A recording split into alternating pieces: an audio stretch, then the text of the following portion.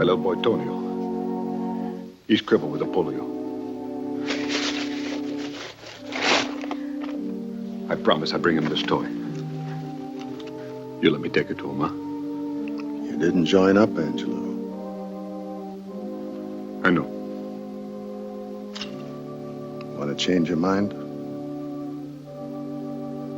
No.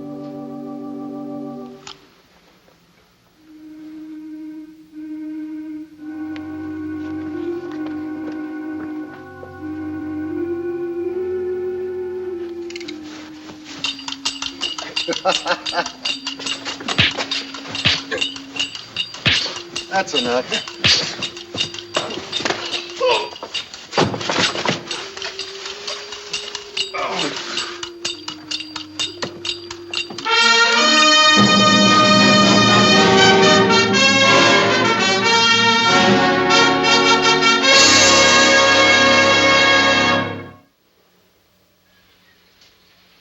Back in the roaring 20s, the gun-roaring 20s, that is, the man with the shortest life expectancy was the man who knew too much for the comfort or safety of some gang. And death was such a terrific speech impediment.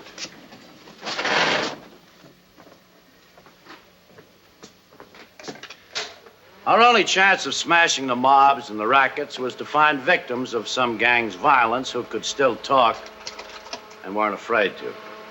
I hadn't found that kind yet. I'm Barney Ruditsky, Gangster Squad, Police Department, City of New York. Miss Angelo? You're not the doctor. I've never seen you before. Why do you come here? My name is Barney Ruditsky, Police Department. You're gonna catch the bad man who hurt my papa. Well, we're sure gonna try some. That's why I'm here, to talk to you, Papa. But what can you do about it? They beat people, they kill people, and all the while they laugh at the police because the police can do nothing to them. That's because nobody will talk, Mrs. Angelo. Because if you don't talk, you got a chance that you stay alive. But if you talk, you die. Or worse than that, it's somebody you love that they kill. Please, leave him alone. Leave us alone, please. I'm sorry, Mrs. Angelo. I have to talk to him. That's my job. I have to.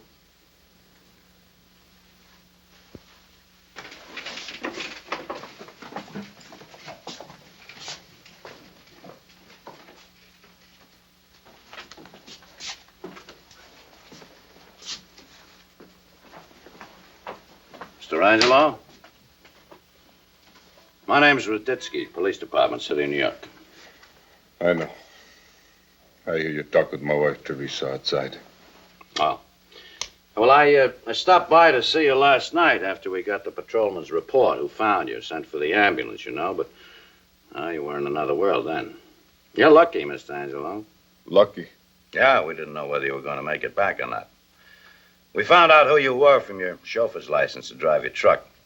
The rest was easy to figure out. So we know why you got it. But unless you tell us who gave it to you, and you backed us up all the way, why, we get nowhere. How about it? I don't know nothing. Well, I'm sorry to have bothered you, Mr. Angelo.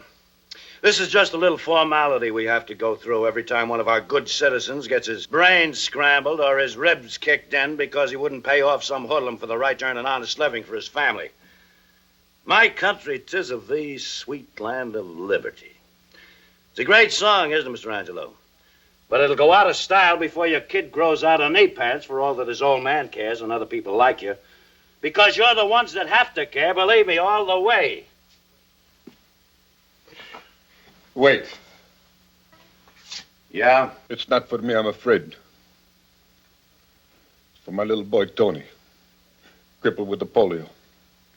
My wife with a bad heart. I know, Angelo, but... If it was just me, I'd tell you everything. I don't care. I love my country, Mr. Rudisky. And I want it to stay like the song say. But I love my wife and my boy. I don't want nobody to hurt them. I don't want them to kill me either. Because if they kill me, who's going to take care of them, huh? You understand, Mr. Rudisky? You see, huh? Yeah, Angelo, I see. Yeah, I see it everywhere I turn. Till I get so sick inside, I want to take a Tommy gun and blast the guts out of the lousy two-bit pup. Sorry, Angelo, to barge in on you like this. Didn't know you had company. My kind, you mean, huh? Matter of fact, we're glad you're right here on the job. And we hope you find out who did this terrible thing to Joe Angelo here. We'd even like to help if we can. Did you see the crazy young punks that mugged you, Joe?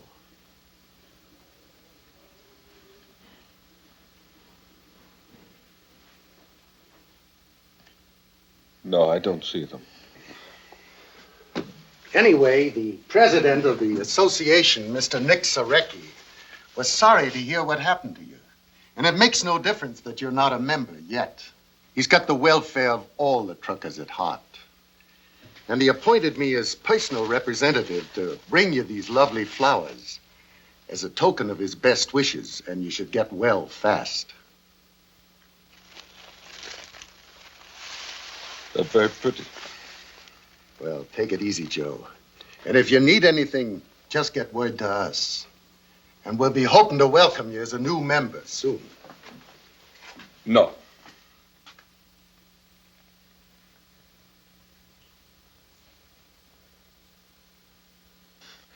I make a decision. I get out of the trucking business altogether.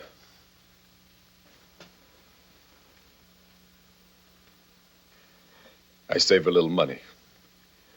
I sell my truck and buy a little candy store in Brooklyn I've been keeping an eye on. That way I don't have to work so hard. And I be with my wife and my boy all the time. Because we live in the same place with the shop. It's better for them, too. Because maybe if I get sick and die, they got a little business to look after them. This way, what they got? A truck.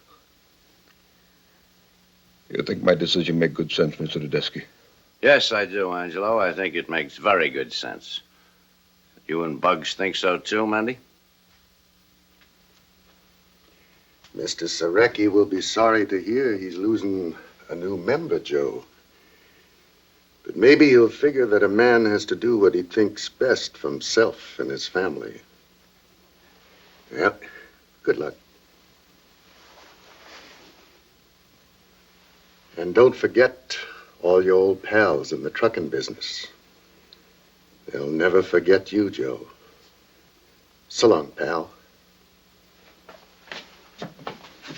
Wait a minute.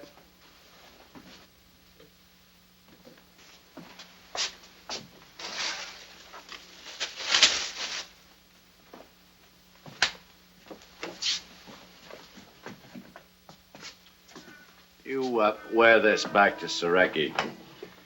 And you tell him for me, better buy a big bunch of those for himself if anybody ever lays a hand on Joe Angelo again.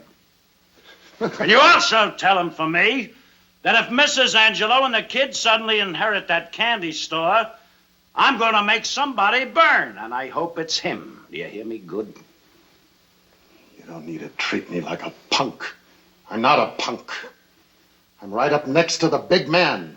You want a punk? There's a punk. Not me. Beat it, punks!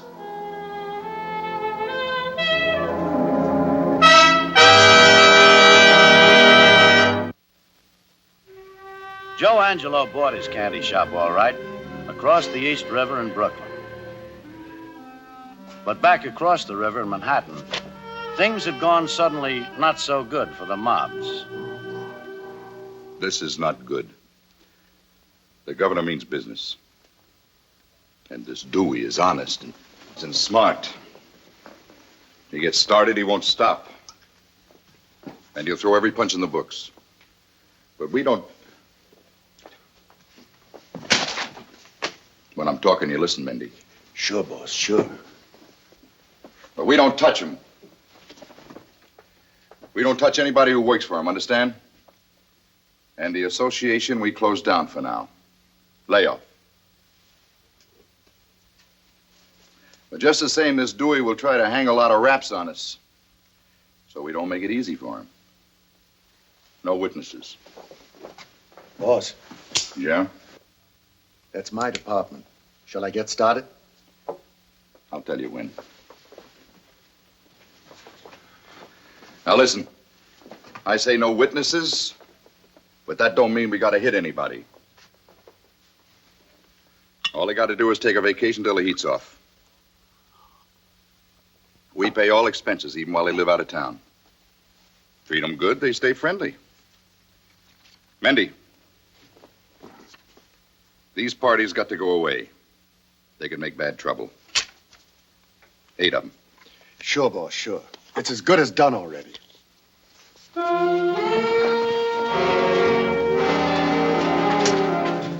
Why you come to see me? I got a nice surprise for you, Joe. You and the missus, kid. You're gonna have a wonderful vacation. Tony, you go in the back room, huh? Go. Nice boy you got there. Vacation? Sure. California? Mexico? Florida? You'd rather go someplace else, that's okay too. And it's all for free. Won't cost you a nickel.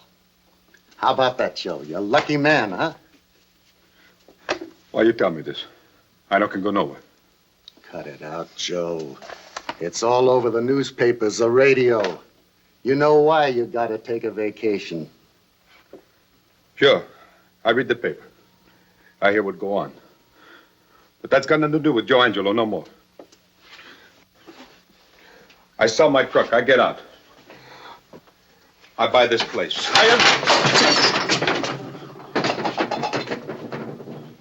Now you listen to me, Joe.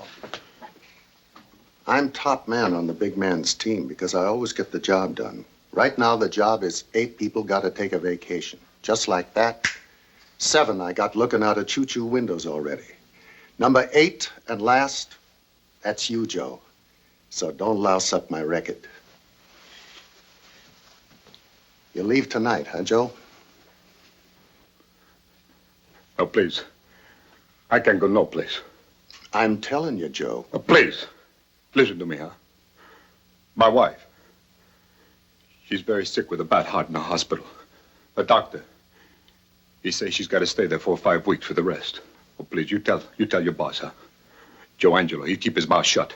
Nobody make him talk. I'll let you know.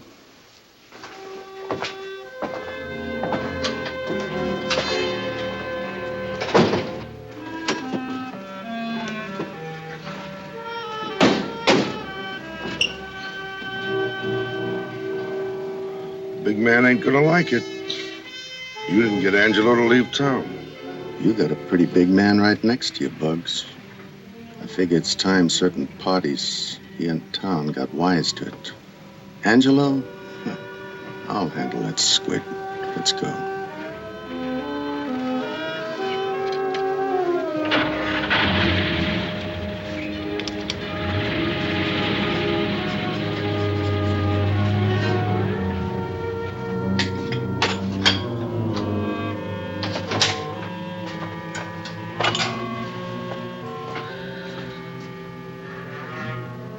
I told you I'd let you know, Joe.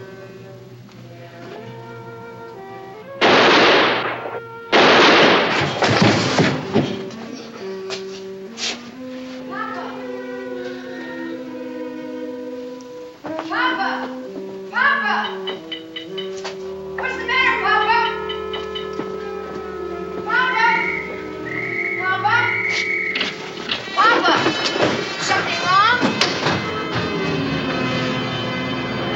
Papa? Papa?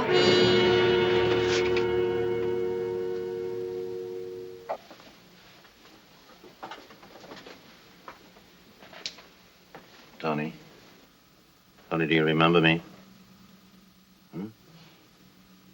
I'm the man that talked to you and your mother that day in the hospital. The corridor outside your papa's room. You remember, Tony?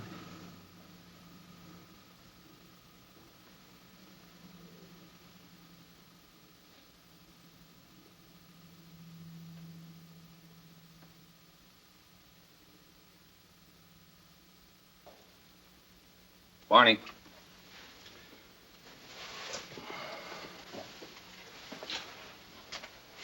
Yeah.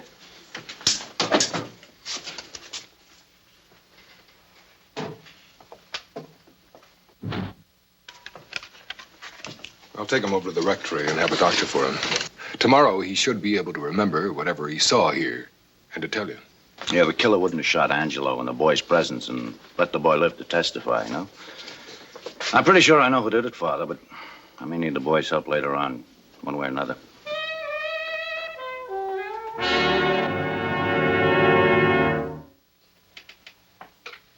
That's him. That's the man who tried to make my papa go away, Mr. Ruditsky.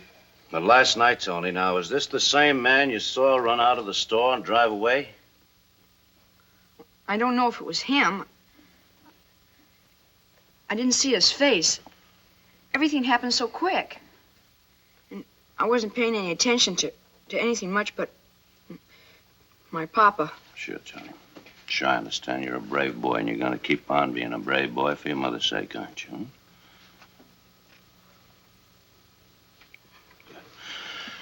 Good. All right, now, Tony. Oh, Barney.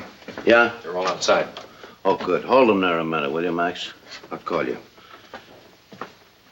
Tony, if you help me now, we're going to play a little game. Maybe we can catch the man who did it. You with me? Good boy. In a minute, we're going to line up some men in here. One of them will be this man. Now, you never saw him before, but when I ask you to point to the man you saw run out of the store last night, you point to him anyway, you understand? Charlie, sometimes we have to accuse the wrong man in order to find out who the really guilty man is. It's all right, son. The police are always your friends. They'd never ask you to do something that's wrong.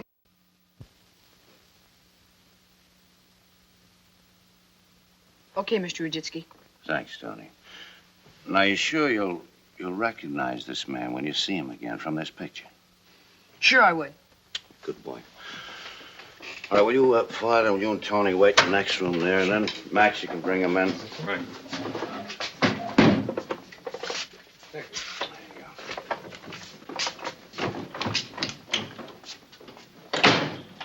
All right, bring him in.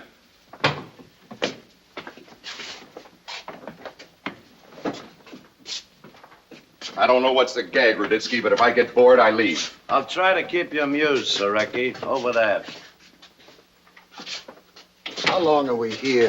I got a date with a horse at Belmont. What's the matter with girls? Come on, Bucks, move. Line up over there, shoulder to shoulder. Take off your hats.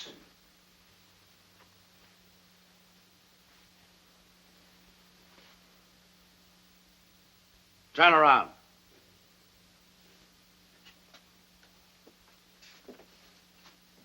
Okay, Max.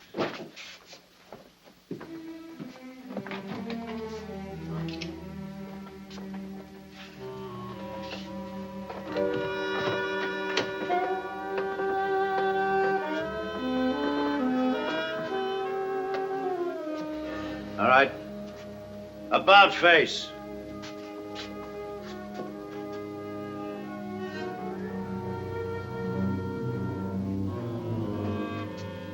This is Tony Angelo.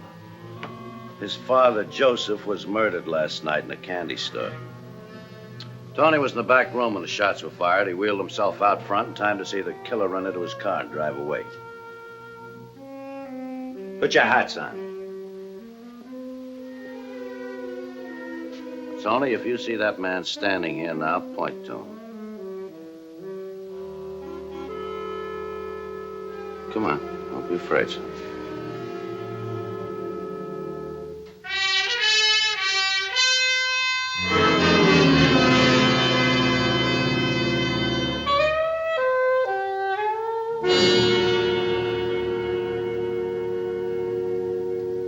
That's him. The kid's lying. What is this? I never saw his old man in my life. This is some kind of frame. If you dumb cops think I'm sticking around for you to hang it on me, you're nuts. Crummy cop. Shut up, you. Get in here. Keep your eye on the rest of these punks. Father, take the boy outside. Let's go. What do you guys call a mouthpiece? Get in there.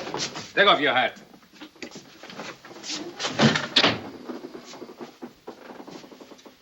I sent word to you once, Sareki, that if anything ever happened to Angelo, I'd make somebody burn for it, and I hoped it would be you. It looks like I got my wish.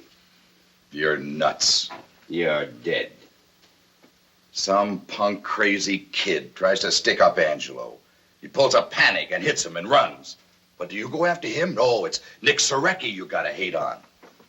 So you rig up a frame. You heard the boy out there. The boy. You got him trained to point like a bird dog. What does a kid see when his old man is shot? He's too scared. He'd put the finger on Santa Claus if he told him he shot his old man.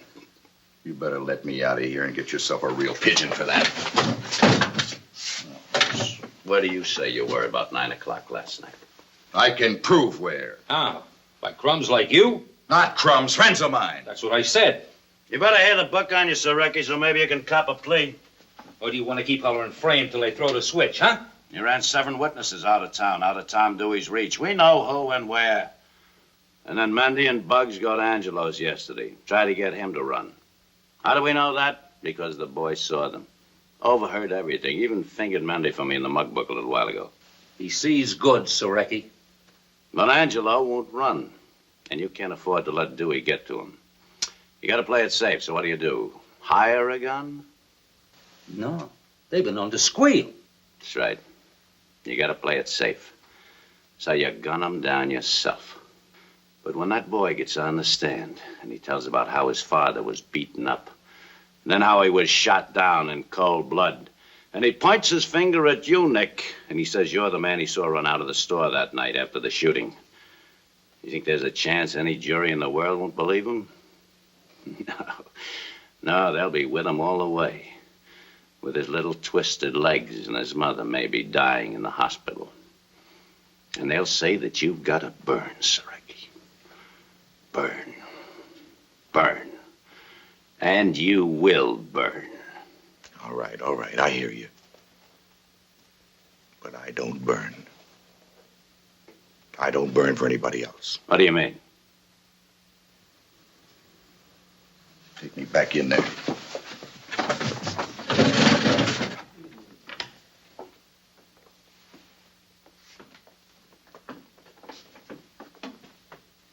I told you, don't anybody get hit. You come tell me Angelo don't want to go, we handle him some other way. But you gotta be a big shot. You gotta make a name for yourself with a trigger. You lousy punk. Take it. You would have got it anyway. You broke the rules. Send somebody to his apartment. He's dumb. He didn't even get rid of the gun. I checked. In a coffee can in the kitchen. I can go now? No! You don't go. I burn, you burn. Sure, I hit Angelo. Sareki's orders. I'll swear to it. Why, you lousy... Oh, look at that. All right, come on. Get into that chat, buddy.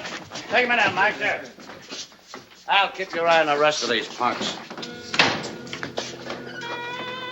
Mendy Heimer kept his word. And he and Nick Sareki were both electrocuted for the murder of Joe Angelo, who died because he wouldn't pay hoodlums for the right to earn a living.